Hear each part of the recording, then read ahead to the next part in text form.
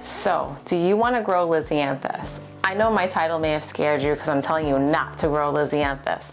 And I mean it. You shouldn't grow Lisianthus. But that doesn't mean you shouldn't have Lisianthus on your farm or on your garden or in your garden. So today I'm going to be telling you why you should be buying plugs and not growing Lisianthus from seed. And I'm going to be telling you all these things because I was just at a conference listening to somebody who grows these plugs and is telling you exactly why you should not be growing them from seed, because they are way too hard, and if you've ever grown them from seed, you know how frustrating and long it is to grow Lisianthus. But Lisianthus is a great flower to grow, so I'm going to tell you all about it right now. Okay, so let's first talk briefly about why Lisianthus are such an amazing cut flower to grow on your farm. So Lisianthus are a great substitute for roses. They're beautiful, they're long lasting. They can last 2 to 3 weeks in the vase out of a refrigerator. That is huge. They have a long harvest window. So that means when they're on your farm, you don't have to cut them right away. They're not going to die. You can leave them there and they're going to be there. So that is amazing. The annual production is huge on them. They do start later in the summer, which is okay, but you have that beautiful window to harvest. There is a wide variety of colors. There's pinks, there's purple, there's peaches, there's whites. It is such an amazing flower to grow. For someone growing it from plugs where you're buying it from, let me tell you a little bit of why it is not a good idea to grow from seed. Okay guys, so first off, if you don't know about Lisianthus, you have to start Lisianthus very early in January. It's about 8 to 9 months from seed until flower. So that is a very long time. If you want to go away at all during the winter, you cannot grow these from seed because you need to start these in January and you need to baby the heck out of these seeds, because doing anything wrong with the seeds is going to set you back big time. So let me tell you a little bit about that. So I was listening to Farmer Bailey talk about growing his plugs, and he said they do not do well under regular grow lights. You have to have a specialized light. He has the specialized, so he said that growing under grow lights just won't work for these. They need so much of specific humidity, light, that even if you mess up watering them just one day, it's going to set back the production of the flower for 1 week. So that means every time you mess up on this flower, if you give it too much humidity, too much water, too little water, it's putting you back a week, and it could also die. So you have to be so perfect with these that it's almost impossible, not impossible, almost impossible to give this flower what it needs. So that is really, really difficult. It is really stressful to grow these because you're watching them and looking for growth. And then you might even have the growth and you mess up one little thing. It's not even your fault. It may be a warmer day in your basement or your grow room and the humidity was off just a little bit and you are screwed. So it is very frustrating. I grew them last year and I babied the heck out of them. I probably planted like 100 and I probably had 25% germination on them, which now I find out is actually pretty good. But then they were growing, and I think I only had 5 at the end. When I ended planting them in, maybe 2 of them flowered. So yes, that was my first year. Did I know about growing them a lot? No, not really. I looked at the packet like we do, and I researched a little bit, but still listening to the things that you have to do to make this flower grow, there's no way I'm trying it again. Now let's talk about the cost of it, because you're going to see that by the time that you buy the seeds to try and grow it, to the money that you could have just spent on plugs and what percentage you usually get to grow it, it's not going to even be worth it for you to even attempt to grow it, because you're going to get 100% germination buying the plugs, and it's just going to be worth it to grow it that way. So let's break down those numbers right now. Okay guys, so if you were to buy plugs, it would cost you $77 to buy a tray of 210 plugs. That's 100% germination.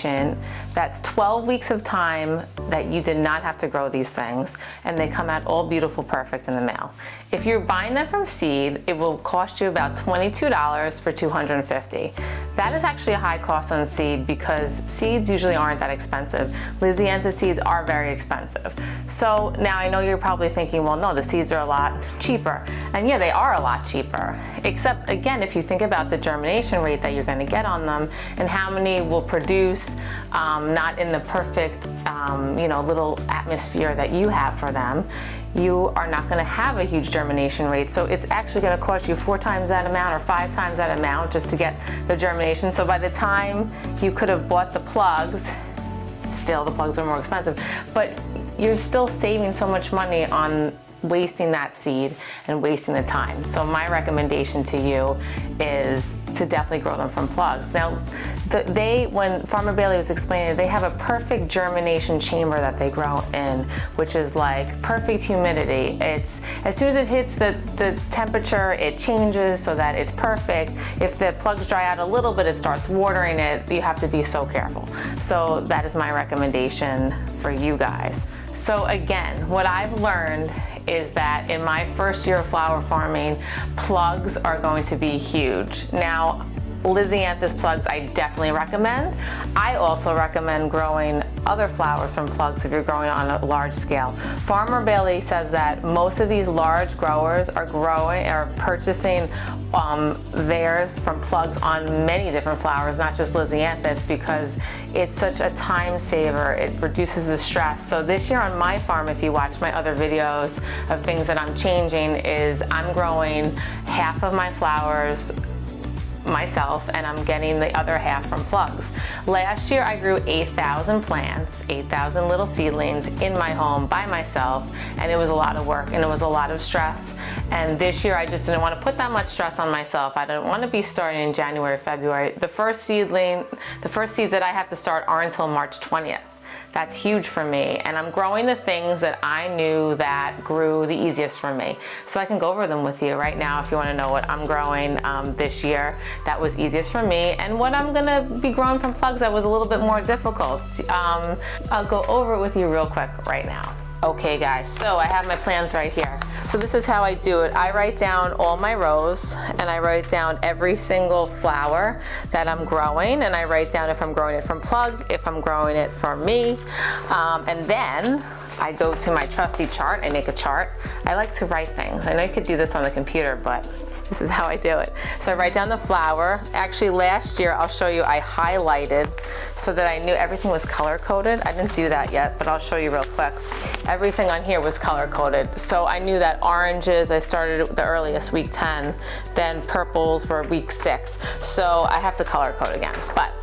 So basically on here is my chart of the flowers that I'm growing myself, and these were what I'm growing from seed. So it tells me what week I have to start. So if it's in weeks, we start from the beginning of the year. So week 1 is the first week of January. Week 2, I actually did this by 8 weeks before my frost date, so I kind of did it backwards. So if it says 7 weeks, it's 7 weeks before my first frost date. So I counted back 7 weeks. And that says it on the seed pack, so that's how you can do it. So yeah, so basically I'm going to tell you right now what I'm growing from seed and what I'm growing from, what I'm not growing, what I am ordering from plug. So the first thing was Rudbeckia. So Rudbeckia actually wasn't like a mixed bag with Rudbeckia.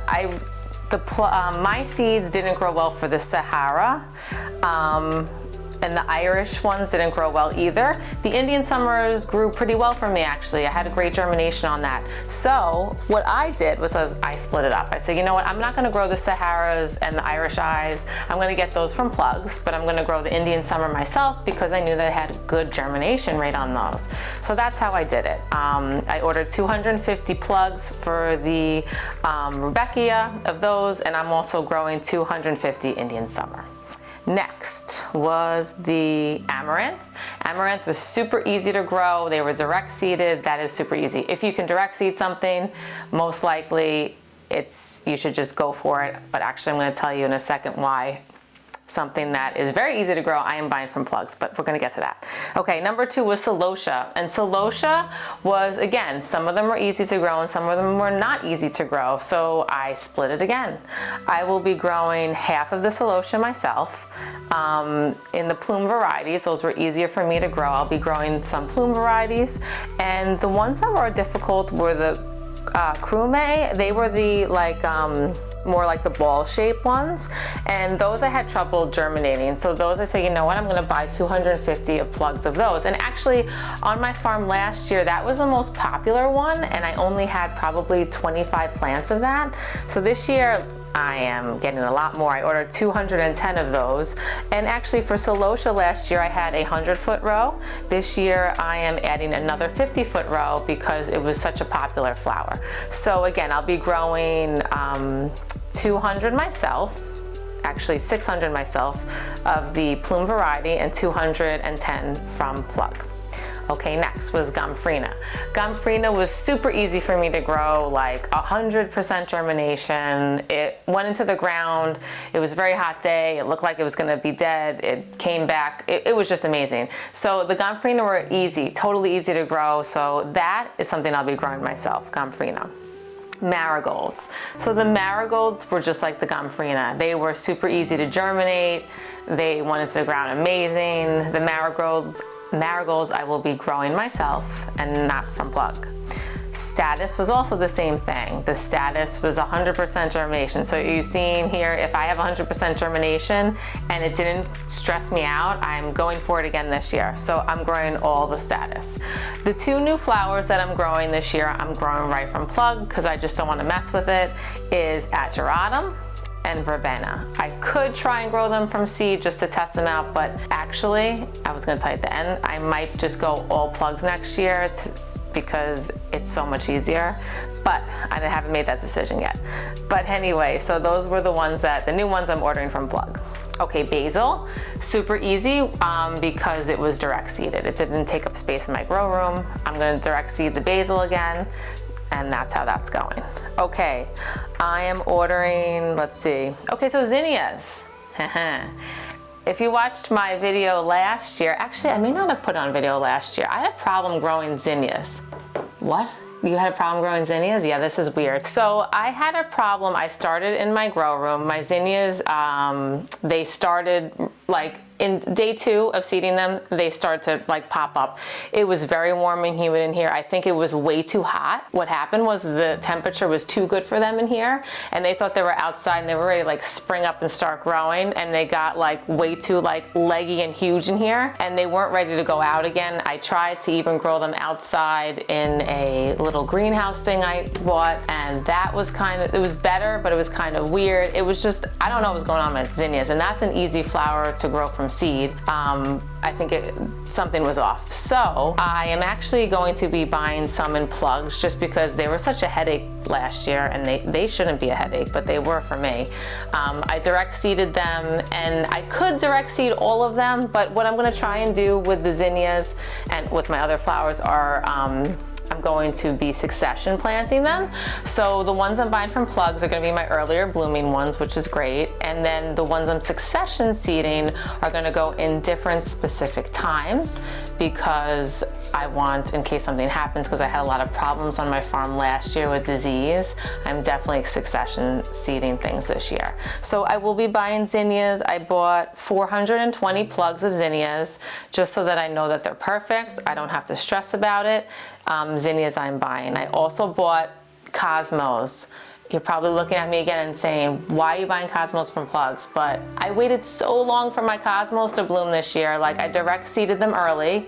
It was a weird cold spring. Not that I didn't plant them in cold spring, though. It was May. So I don't know. It took forever for them to bloom. So I'm hoping that because I'm buying them from plugs, they will bloom a little bit earlier. So that is why I'm trying them. And I'm trying them. If they don't bloom earlier and I'm still getting them late, I'll say, all right, so this is how the cosmos go, and I won't waste my money on it, but I'm trying it out.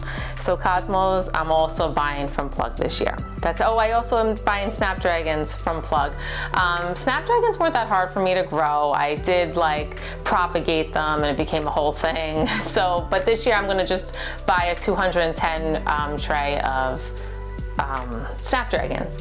Straw flowers were super easier for me to grow. I said I wasn't putting them back on my farm this year. I'm putting a small patch in the back just for me because I love them so much, not necessarily as a you pick thing, but just because I love straw flowers. And the last one is sunflowers. Those go direct seeded into the ground. So now you can see half of my flowers I am buying from plugs because it makes it easier for me. I know there's 100% germination. I don't have to have 3 or 4 growing racks in my basement. grow room. So instead of, I'm doing 1 rack this year instead of 3 racks, which is a huge difference. So I'm excited to do that.